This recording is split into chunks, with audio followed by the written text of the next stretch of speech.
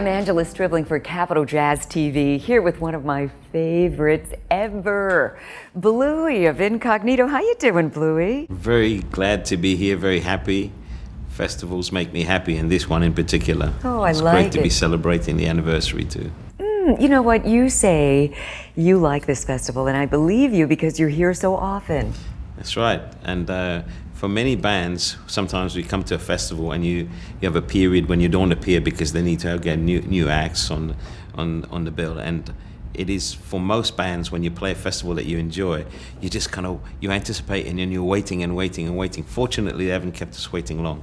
They've reinvited us, and we're glad to be here. Well, you know, the audience kind of speaks for itself. People love you, and we want you back over and over and over. Incognito, I mean, you guys have always been my favorites. I love your music so much.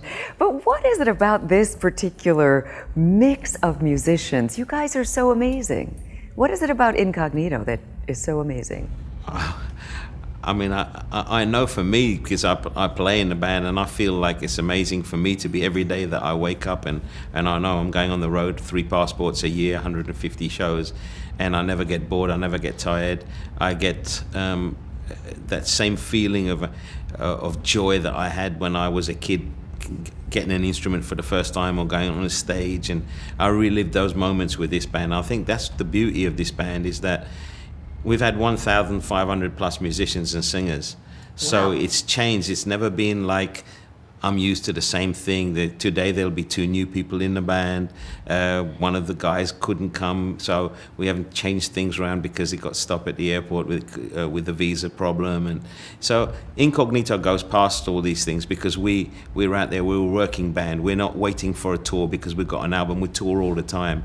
And I think that's what makes it exciting for people, is because we're so excited about doing it. You can't just be jaded and do the work the way that we do it. The way that we do it is we keep ourselves happy. We really love what we're doing, and I think that shows. Happy is the key word, because I think one of the reasons, along with all of the things you said, is because you're always very positive too. When you listen to your music, I mean, it's uplifting, it's funky, the music is just killing. It's good stuff. We're lucky. I know, I'm giving you all these compliments, but it's all very sincere and very true.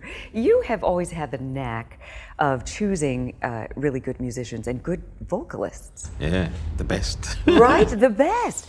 You've had Mesa. We've had Joy Malcolm, Mesa, Pamela Anderson, not that Pamela Anderson.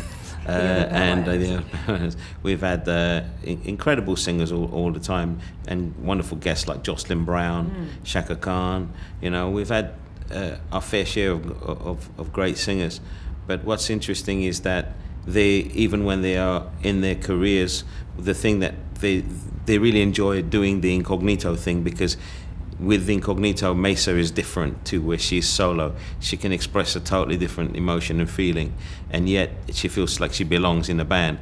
People don't feel like they're coming and playing in Bluey's band. They feel like Incognito's a family that they come to, you know. So it's been set up that way. It was meant to be that way from the beginning.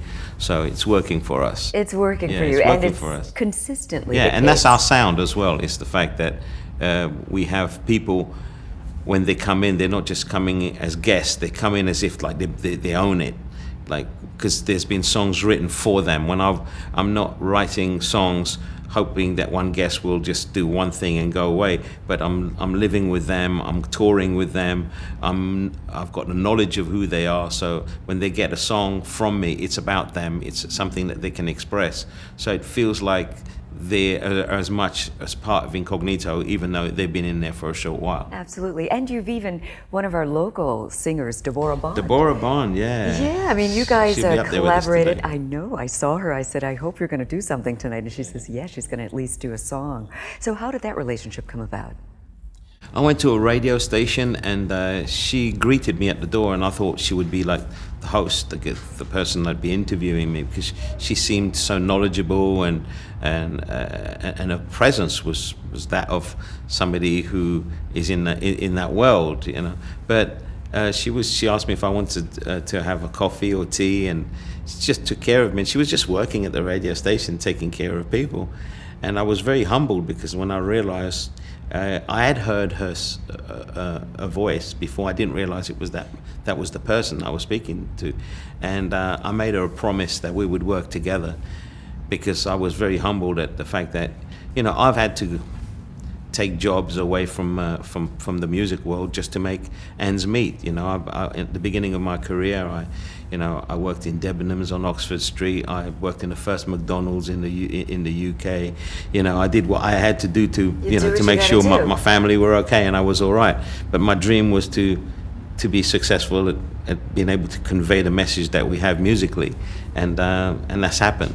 And That's so Devorah had that, and I know you recognize that when you've been through it. You recognize it, and you go, yeah, that's good. That's definitely going to happen. That's good stuff. And it's great to have one of our own from the DMV as a part of Incognito. Right. So performing here, you're getting ready to do your thing on the stage in a little bit. So what are you going to give us tonight? Special. A little bit of our 38 years that we've been as a band. You know, it's like 17 albums deep. So we'll play a little bit of something from various albums, and also hopefully a little surprise, you know, something fresh, something new, you know, and always a little twist on the music. The most important thing is to communicate. You know, if we can communicate with the audience and make them happy, you know, we play for people's smiles. So if we get those, we've been paid. Oh, I love that. We were talking about that a little bit earlier, just music, and that's the whole point, is to be able to communicate that feeling to whoever's listening. Yeah, it's the thing that changed my life, you know, and made it what it is, from just the other kids at school that were having their dreams but not realizing it. When I heard the records that I loved, they became my guidebook. You know, they became this is what you listen to grow into life. You know, I didn't know about war and Vietnam War and the problems in America until I listened to the music of Marvin Gaye. You know, I didn't really know much about America until I listened to Stevie Wonder. You know, it's like even like going to New York for the first time, I couldn't help but, you know, go New York City, just like I pictured it, skyscrapers and everything, because it is exactly, he actually managed to put that on a record and made me feel New York before I even saw it. And when I was there, it was like, oh my God, I'm not just here. It is incredible being in New York for the first time, but I know this feeling. I've been here because Stevie put me here. You know, he gave me this landscape. He showed it to me with music. How awesome was that? I actually saw all this on the record before. You know, before any MTV or anything, I saw this because I listened to Stevie Wonder's music. Yeah. You know, and I felt it, and I felt the grime of the city. I felt the hardship of the people, but also the joy of being able to live somewhere like New York where there's stuff going on. Right. I felt the hustle and the bustle, and it was just like, oh my God! I thought to myself, if you can do that with music, if you can paint such a clear picture with music, Bluey, this is what you should be doing. Try to paint a clear picture of wherever you go and whatever you feel people need to see in their lives, and give it an opportunity to people to travel that will not travel in the way that you're traveling. You just gave me goose pimples. That is it. That is exactly it. That's what we're all hoping for as a performer and also as a person listening to music. That's what it's all about. I love it. Wow, you just nailed it. And it's not just the old folks. It's like there's new people that come along, you know, different phases of life, and you know, that come to reintroduce again, to educate people. You know, every generation needs it. So when D'Angelo came out and put out Voodoo and started showing again like the history for the children that are growing up, you know, in this country, the history of where they'd come from, and also just, you know, every generation's kind of had it. You know, I remember when I was young and I listened to Joni Mitchell, and I didn't know LA, you know, but she painted a picture of Los Angeles for me, you know, and you know, so various people have done it along the way, and I think Amy Winehouse painted a great picture of London for people, a great picture of London and the kind of the craziness, the tension of the city, but also when you maybe not even painting the city itself, but also when people have certain relationships, their area and the things that they are open to, the kind of culture and the subcultures, you know, it's in their songs, it's in their music. Yeah. I feel it. Very nice. You know,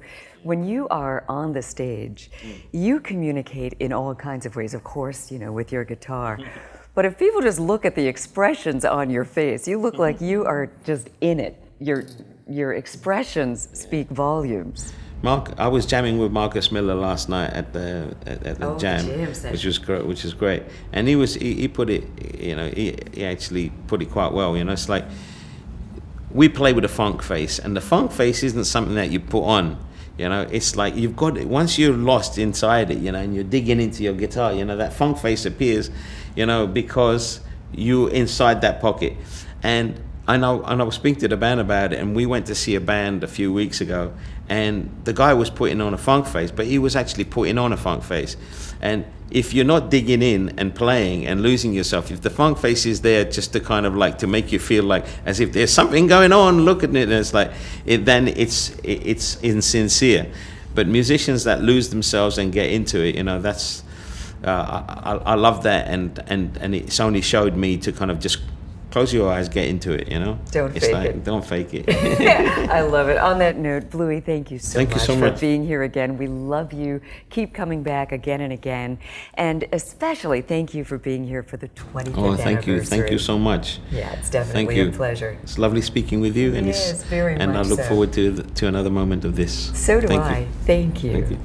For Capital Jazz TV, I'm Angela Striblin.